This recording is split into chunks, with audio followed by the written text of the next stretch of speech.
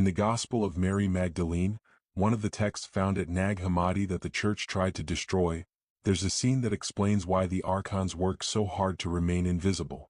Mary is describing a vision where she's ascending through the 7 realms, and at each gate, an archon tries to stop her. And one of the disciples asks her, "How did you see them? How did you know they were there?" And Mary answers with something the church couldn't allow in canonical scripture.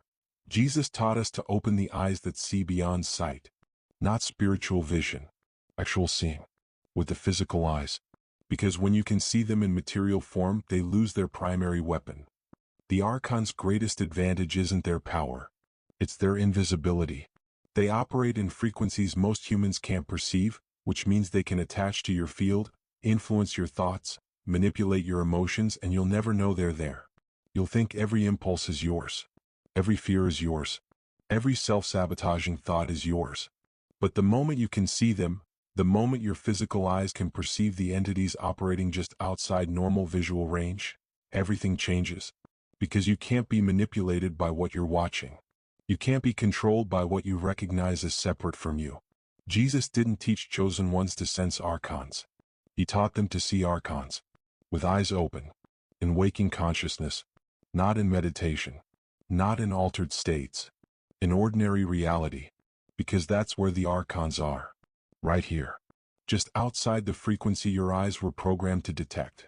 And the moment you learn to shift your visual perception by even the smallest degree, they become visible. And that visibility is the one thing they fear more than any prayer, any ritual, any spiritual practice you could ever do.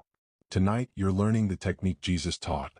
The one the church removed from every accepted text because they couldn't allow Christians to know that the entities they're praying for protection from can actually be seen.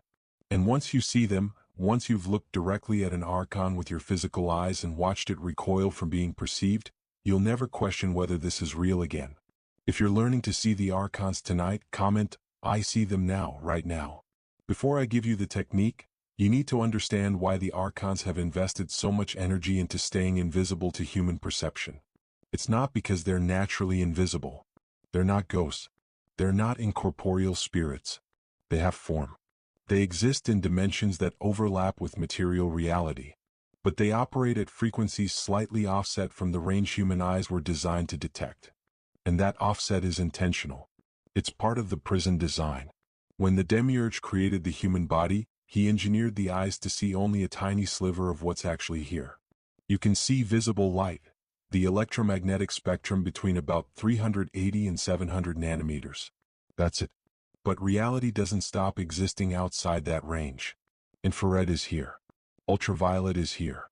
And the archons exist in frequencies just adjacent to what your eyes can naturally detect. Close enough to interact with you. Far enough that you can't see them doing it. Think about how much easier it is to control someone who can't see you.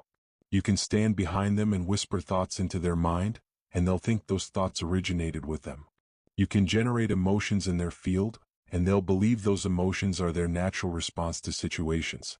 You can attach cords to their energy body and drain them, and they'll just feel mysteriously tired without knowing why.